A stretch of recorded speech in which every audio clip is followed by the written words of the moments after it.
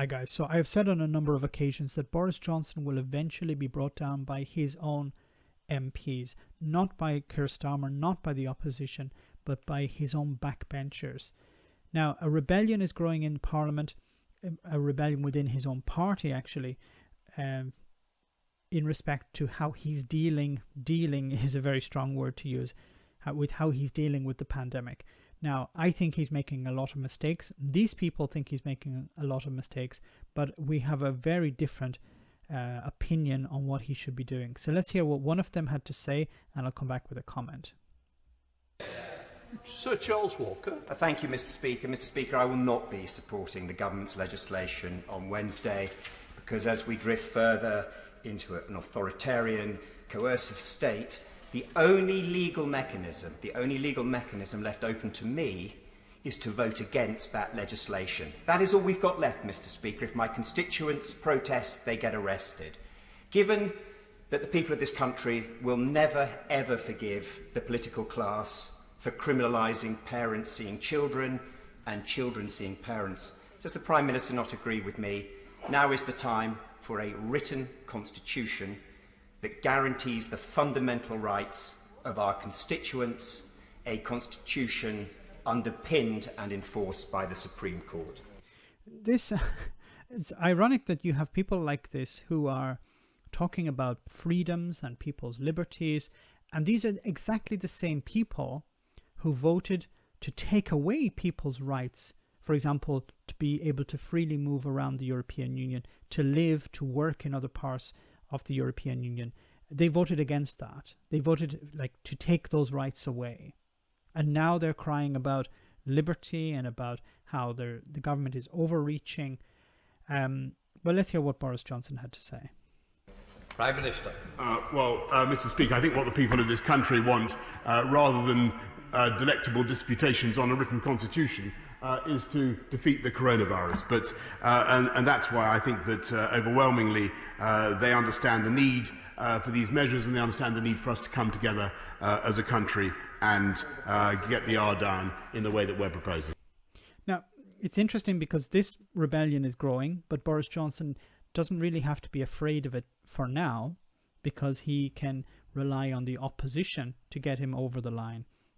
Now, this is an absolute clear demonstration of Boris Johnson's weakness. Boris Johnson, came out of the election with an 80-seat majority. There's a risk now that he will have to, perhaps not in this vote, but perhaps later on, rely completely on the opposition to get him over the line. That his majority, when it comes to dealing with this pandemic, the greatest crisis the UK has faced probably since the Second World War, he will need to rely on the opposition to get him over the line. His own backbenchers are pretty much abandoning him.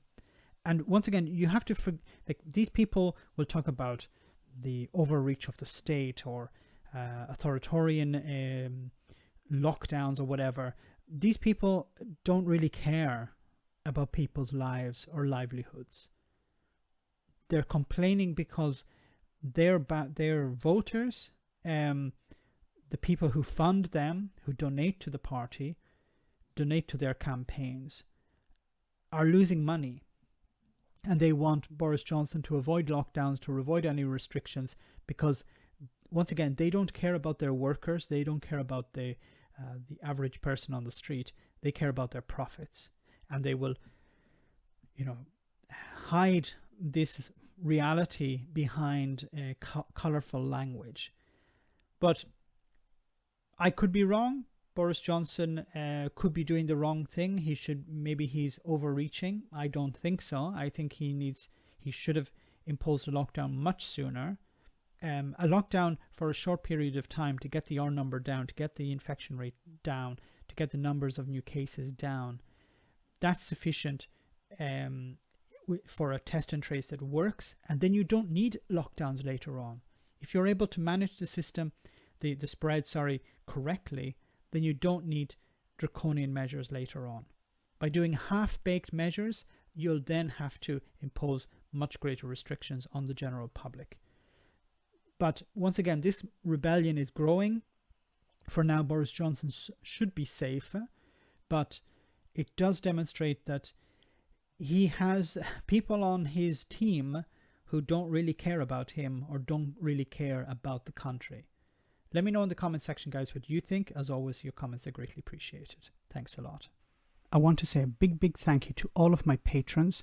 You ensure that this channel continues to exist. I'm eternally grateful for all of your support. If you join Patreon, you will receive instant access to our Discord server, where we have both audio and video chats. You can chat with me and other patrons, where we discuss important and non-important issues.